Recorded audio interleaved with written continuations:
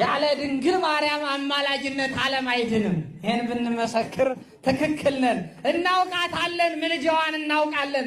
ማርያም ማለት መርህ ለመንግስተ ሰማያት ነው የሚላትና የመንግስተ ሰማያት መሪያችን ድንግል ማርያም ናት። እናውቃታለን። አመስግኑ እግዚአብሔር። እናውቃታለን። ዓለም ግን አያውቃትም። ዓለም ግን አያውቃትም። ዓለም አያውቃትም። ውሃ ከሰማይ ነው ብላ ስትነግራቸው እንኳን አላወቁም። ለተጠማው ውሻ ማን እንደገዛላት አላውቅም ያችን ጫማ እንጂ ጭንቅ ሆኖብኝ እባካቸው አስረዱኝ መምህራን ሁሉ ማን የገዛላት የችን ጫማ?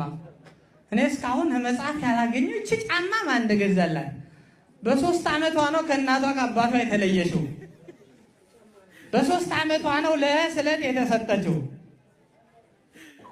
ወይ ዘካርያስ ሰጣት እንበል መጽሐፍ አላገኘሁትም። ወይ እኔ ግን በግምት መልአኩ ከምግቡ ጋር አብሮ አምጥቶት እንደሆነ ነው የምለው። ያን ጫማ ማለት ነው ፋኑኤል።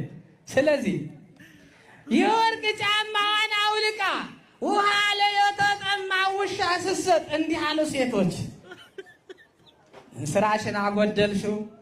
ውሃው ሩቅ ጉድጓድ ነው፣ ተራው ብዙ ነው፣ ወረፋው ብዙ ነው፣ ጀሪካኑ ተደርድሯል። አልነበረም ጀሪካን ይቀር። ቻይና ሚዛን ጊዜ ጥበብ አታውቅም ነበር። ኢትዮጵያ በፊት ቻይና ጥበብ አልነበረትም።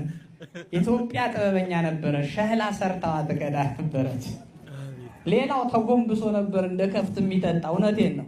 ሐዋርያት አስተምረው ቀና ብሎ እንዲሄድ እስኪያረጉት ድረስ ሌላ ውሃ የሚጠጣው ተጎንብሶ ነበረ። እንደ ከፍቱ ተጎንብሶ ነው፣ እንደ ዝንጀሮ እንደ አራዊቱ። ኢየሱስ ክርስቶስን ታውቁታላችሁ?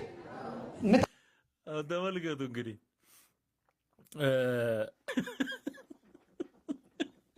ምን እያጨሱ እንደሚወጡ ጌታ ይወቀው።